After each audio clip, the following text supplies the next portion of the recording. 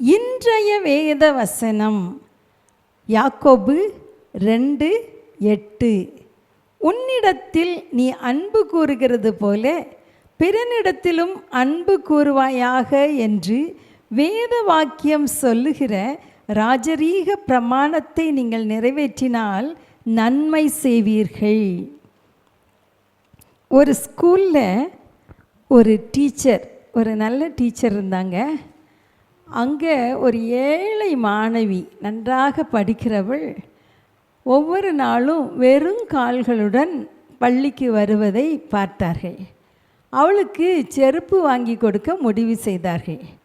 மாணவியின் தன்மானத்துக்கு பாதிப்பின்றி வகுப்பில் ஒரு அனௌன்ஸ்மெண்ட் கொடுத்தாங்க. ஒரு கேள்வி பதில் போட்டி வைக்கப் போகிறேன், அதில் வெற்றி பெற்றவர்களுக்கு ஒரு ஜோடி செருப்பு நான் வாங்கி தருவேன் என்று சொன்னாங்க. போட்டி நாள் வந்தது.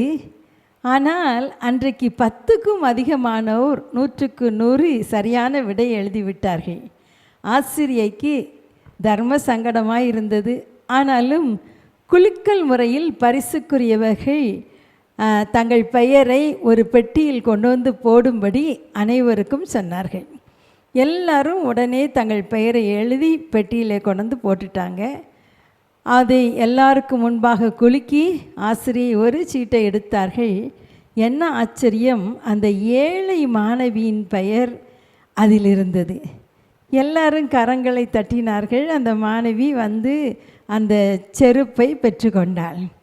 ஆனால் அந்த டீச்சருக்கு ரொம்ப ஆச்சரியம், எப்படி தன்னால் சரியாக அவள் பெயரை எடுக்க முடிந்தது. உடனே வீட்டில் போய் எல்லா சீட்டுகளையும் செக் பண்ணாங்க. பார்த்தா எல்லா சீட்டுகளிலும் அந்த பிள்ளைகள் அவள் பெயரையே எழுதி போட்டிருந்தாங்க. ஒருவேளை அந்த டீச்சருக்கு ரொம்ப சந்தோஷம், நான் தான் மாணவிகள் மீது அக்கறையுள்ள ஆசிரியை என்று நினைத்திருந்தேன், ஆனால் பிறன் மீது அக்கறையுள்ள மாணவ மாணவிகளையும் உருவாக்கிவிட்டேன் என்று கண் கலங்கினார்கள். அருமையானவர்களே, எத்தனையோ நம்ம சுற்றி தேவையுள்ள மக்கள் இருக்கிறாங்கல்ல, அவங்கள நேசிக்கிறோமா? அவனவன் தனக்கானவைகளை அல்ல பிறனுக்கானவைகளையும் நோக்குவானாக என்று வேத வசனம் சொல்லுகிறது. எவ்வளவோ நிறைய சம்பாதிக்கிறோம், ஏழை பிள்ளைகளின் படிப்புக்கு உதவி செய்யலாம். நம்மை சுற்றி தேவை நிறைந்த மக்கள் எவ்வளோ பேர் இருக்காங்க இல்லை? இந்த சிறியரில் ஒருவருக்கு எதை செய்தீர்களோ அதை எனக்கே செய்தீர்கள் என்று நம் இரட்சகர் சொல்லியிருக்கிறார் அல்லவா? மற்றவர்களுக்கு, தேவையில் உள்ள மக்களுக்கு உதவி செய்ய தீர்மானம் எடுப்போமா?